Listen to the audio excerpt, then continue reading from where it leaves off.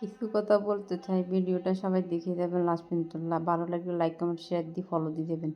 তুমি শুধু বেমানি করো নাই, তুমি আমার জীবিত দেহটারে দাফন করে দিছ। তুমি আমাকে নীরবে খুন করেছ, কিন্তু কোনো প্রমাণ রাখো নাই।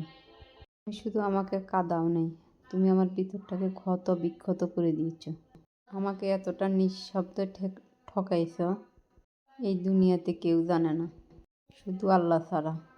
একটা গল্প, যারা ধরে নিয়েছে আমি খারাপ, তাদের কাছে নিজেকে ভালো প্রমাণ করার ইচ্ছে নেই আমার।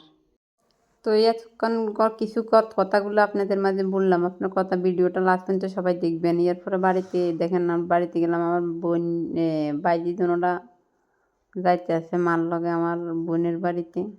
এগুলো স্কুল বন্ধ হয়েছে, যাওয়ার জন্য পাগল হয়ে গেছে গা। এরপরে সকালবেলা শোয়ার থেকে উঠছি। কালকে তো সারাদিন বাড়িতে ছিলাম না, ছিলাম কাজে।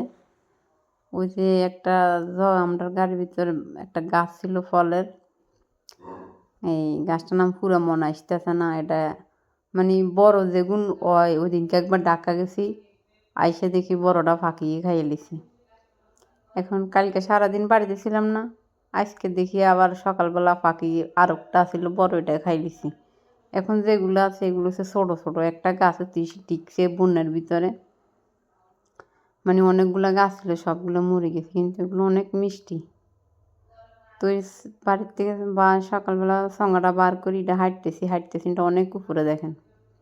তো যারা এরকম বাড়ির ফল পছন্দ করেন, ফাঁকি খাইলে হয়তো আমাদের রিজিকে নাই, এই কারণে ফাঁকি খাইয়ে লেছি। হয়তো ফাঁকির রিজিক আছে, কিন্তু এটা ডান্ডাগুলো অনেক শক্ত। আর একটা মোয়া রেখছি, এটা হাঁটছি, এটা নষ্ট গেছে প্রথম যেগুলো দুটছে। তো এগুলো হাঁটছি, এরপর আরও কয়েকটা আছে যে এগুলো হারিয়ে লিছি। তো এটা না হাড়ি ছোটো বোনকে দেখেন, আমাদের বাড়ির ভিতরে টুকটাক যে ফলগুলো আছে এগুলো আপনাদের সাথে আমি শেয়ার করি, টুকটাক কিছু ভিডিও বানাই আপনাদেরকে দেখাবার চেষ্টা করি। তো সবাই ভালো থাকেন, ভিডিওটা সবাই শেয়ার দিয়ে ফলো দিয়ে রেখেন। আল্লাহ হাফেজ।